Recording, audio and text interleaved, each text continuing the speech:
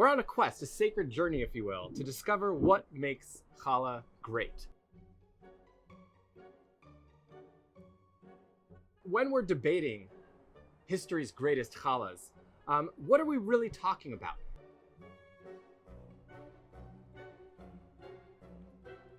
It really hurts my soul and my heart to say it, but I don't know. I don't think I can give this the 10 out of 10 that it deserves.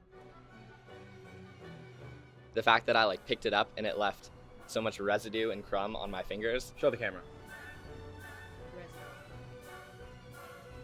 My children, actually, their favorite activity with challah is tearing out the middle, like the heart of a great beast, and rolling it into a dough ball. Yes. You know, we don't know. This is really a lifelong journey of discovery.